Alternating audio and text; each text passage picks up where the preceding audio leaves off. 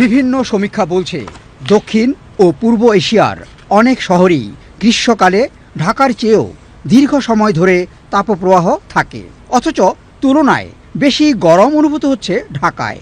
তাপমাত্রা ৩৫ ডিগ্রি সেলসিয়াসের বেশি হলেই এখানে তা অসহনীয়। গবেষকরা বলছেন গাছপালা ও জলাভূমি কমে যাওয়া এবং ভবন নির্মাণে বাতাস চলাচলের জায়গা না রাখবারই কুফল এইগুলো। আমরা একদিকে জলাধার বন্ধ করছি, একদিকে প্রচণ্ডভাবে গাছপালা কেটে ফেলছি, হাইরাইজ বিল্ডিং করছি, সেখানে এসি লাগাচ্ছি, তা থেকে আরও গরম বাতাস বের হচ্ছে।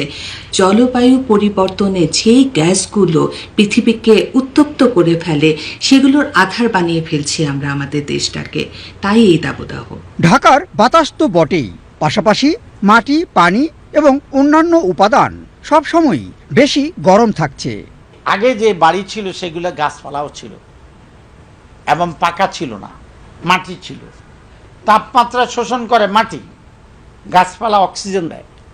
রাতে যে আমরা কার্বন ডাইঅক্সাইড ছাড়ি সেটা গাছ খেয়ে নেয়। এটাই ছিল একটা ভারসাম্য। ঢাকায় এটা নষ্ট হয়ে গেছে। তাপের এই আবদ্ধতা এবং তীব্রতা নিরসনে পরিবেশ বান্ধব পদক্ষেপ দ্রুত বাস্তবায়ন জরুরি।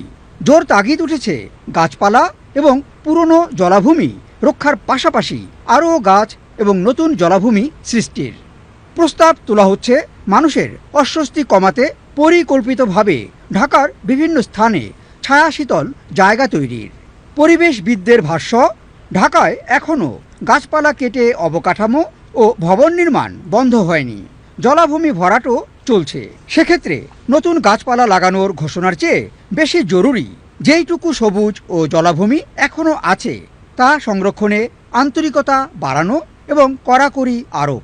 বিদ্যমান বাস্তবতায় পরিবেশ সুরক্ষায় মানুষের সচেতনতা এবং দায়িত্ববোধ জাগ্রত করবার দিকটিকেই সবচেয়ে বড় করে দেখছেন বিশেষজ্ঞরা।